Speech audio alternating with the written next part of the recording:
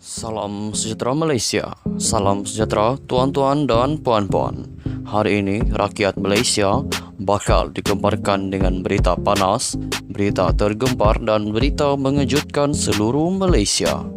Berita politik, ekonomi dan perkembangan Malaysia segalanya ada di dalam channel ini untuk semua keluarga Malaysia yang dicintai dan dikasihi. Mari kita menonton video ini. Sebelum itu, sila pertimbangkan untuk tekan butang like, komen, share dan subscribe serta aktifkan lonceng notification supaya anda tidak ketinggalan dengan info-info terkini daripada channel ini.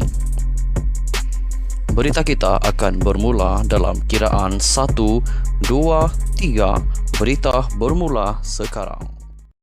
Hello, salam sejahtera kepada seluruh rakyat Malaysia. Berita hari ini dipetik daripada hmetro.com.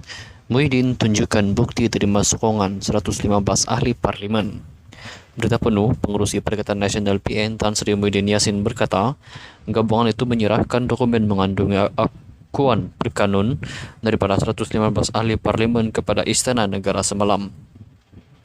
Muhyiddin berkata dokumen itu dihantar secara dalam talian dan pihaknya juga sudah menerima akuan penerimaan daripada Setiausaha Sulit Kanan kepada Yang di-Pertuan Agong Al-Sultan Abdullah Hidayatuddin Al-Mustafa Bilasyah Datuk Nazim Muhammad Alim.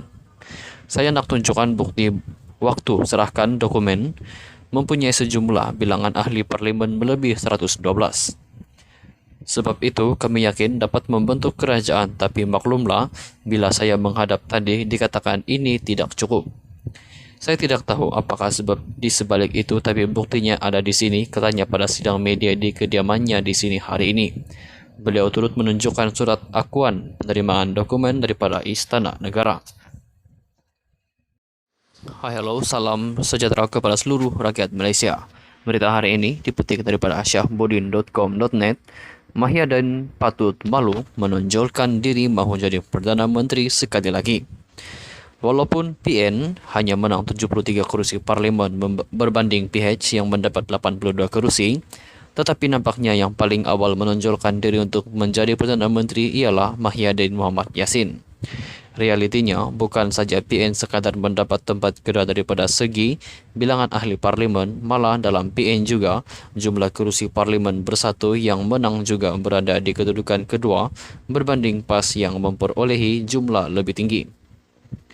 Makna kata, selain PN berada di tempat kedua di belakang PH dalam persaingan Liga PRU 15, di peringkat dalaman PN pun bersatu berada di tempat kedua juga di belakang PAS. Kalaupun Muhyiddin tak rasa malu kepada Anwar Ibrahim selaku pengurusi PH yang berada di tempat pertama lantaran lebih dulu menonjolkan untuk menjadi Perdana Menteri, beliau patut ada sedikit malu kepada Presiden PAS Hadi Awang yang partinya menang paling banyak kursi itu. Manalah tahu entah-entah Hadi pun teringin juga hendak menginap di Seri Perdana. Sikap gelojoh dan kalut Muhyiddin untuk menjadi Perdana Menteri, di samping mengalahkan Anwar yang nampak tenang dan rileks, malah macam gelojoh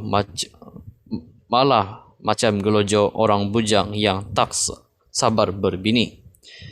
Kegairahan dan kegelojohan Muhyiddin menonjolkan dirinya mahu menjadi Perdana Menteri ini sebenarnya amat menjengkelkan rakyat Malaysia. Beliau tidak sepatutnya bersikap terlalu gelojoh dan kalut untuk jadi Perdana Menteri kerana ada orang lain yang lebih berhak daripadanya. Lebih menjengkelkan di sebalik kegelojohan itu, rekod buruk beliau sebagai Perdana Menteri selama 17 bulan sebelum ini masih menjadi igawan ngeri bagi rakyat negara ini. Dalam hal ini, semacam Muhyiddin masih tidak sedar diri dan kegagalannya itu langsung tidak menginsafkan dirinya. Tanpa sebarang rekod kejayaan, negara menjadi suram dan parlimen didaruratkan, kecuali berjaya mencatat rekod sebagai Perdana Menteri paling banyak mengadakan perutusan khas melalui televisyen. Perkara itu sepatutnya membuatkan Muhyiddin malu untuk menawarkan diri jadi Perdana Menteri sekali lagi. Sepanjang memegang jabatan Perdana Menteri juga Muhyiddin langsung tidak mesra media dan takut berdepan soal jawab wartawan di sebalik kekerapannya muncul melalui perutusan khas itu. Hanya setelah dijatuhkan dan memegang jawatan pengurusi Majlis Pemilihan Negara, Barulah beliau berubah sikit jadi mesra media dan selalu pula mengadakan sidang akhbar terbuka. Semua itu sudah terlewatlah.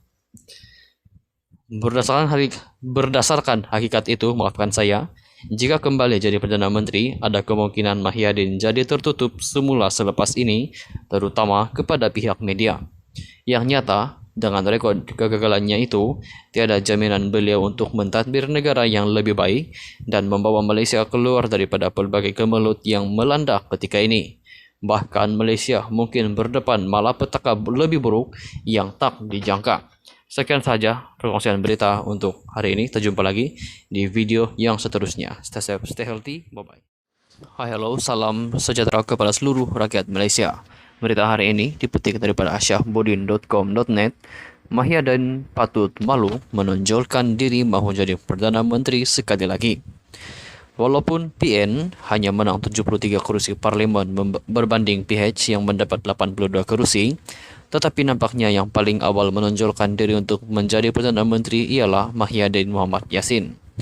Realitinya, bukan saja PN sekadar mendapat tempat kedua daripada segi bilangan ahli parlimen, malah dalam PN juga jumlah kursi parlimen bersatu yang menang juga berada di kedudukan kedua berbanding PAS yang memperolehi jumlah lebih tinggi. Makna kata, selain PN berada di tempat kedua di belakang PH dalam persaingan Liga PRU 15, di peringkat dalaman PN pun bersatu berada di tempat kedua juga di belakang PAS. Kalaupun Mahyadin tak rasa malu kepada Anwar Ibrahim selaku pengurusi PH yang berada di tempat pertama lantaran lebih dulu menonjolkan untuk menjadi Perdana Menteri, beliau patut ada sedikit malu kepada Presiden PAS Hadi Awang yang partinya menang paling banyak kursi itu. Manalah tahu entah-entah Hadi pun teringin juga hendak menginap di Seri Perdana. Sikap gelojoh dan kalut Mahyadin untuk menjadi Perdana Menteri, di samping mengalahkan Anwar yang nampak tenang dan rileks, malah macam gelojoh orang bujang yang tak sabar berbini. Kegairahan dan kegelojohan Mahyadin menonjolkan dirinya mahu menjadi Perdana Menteri ini sebenarnya amat menjengkelkan rakyat Malaysia. Beliau tidak sepatutnya bersikap terlalu gelojoh dan kalut untuk jadi Perdana Menteri kerana ada orang lain yang lebih berhak daripadanya. Lebih menjengkelkan di sebalik kegelojohan itu, rekod buruk beliau sebagai Perdana Menteri selama 17 bulan sebelum ini masih menjadi igauan ngeri bagi rakyat negara ini. Dalam hal ini, semacam Mahyadin masih tidak sadar diri dan kegagalannya itu langsung tidak menginsafkan dirinya. Tanpa sebarang rekod kejayaan, negara menjadi suram dan parlimen didaruratkan, kecuali berjaya mencatat rekod sebagai Perdana Menteri paling banyak mengadakan perutusan khas melalui televisyen. Perkara itu sepatutnya membuatkan Mahyadin malu untuk menawarkan diri jadi Perdana Menteri sekali lagi. Sepanjang memegang jabatan Perdana Menteri juga Mahyadin langsung tidak mesra media dan takut berdepan soal jawab wartawan di sebalik kekerapannya muncul melalui perutusan khas itu. Hanya setelah dijatuhkan dan memegang jawatan pengurusi Majlis Pemilihan Negara, barulah beliau berubah sikit jadi mesra media dan selalu pula mengadakan sidang akhbar terbuka. Semua itu sudah terlewatlah. Berdasarkan hakikat itu, maafkan saya, jika kembali jadi Perdana Menteri, ada kemungkinan Mahyadin jadi tertutup semula selepas ini, terutama kepada pihak media. Yang nyata, dengan rekod kegagalannya itu, tiada jaminan beliau untuk mentadbir negara yang lebih baik dan membawa Malaysia keluar daripada pelbagai kemelut yang melanda ketika ini. Bahkan Malaysia mungkin berdepan malapetaka lebih buruk yang tak dijangka. Sekian saja perkongsian berita untuk hari ini. Kita jumpa lagi di video yang seterusnya. Stay safe, stay healthy. Bye-bye.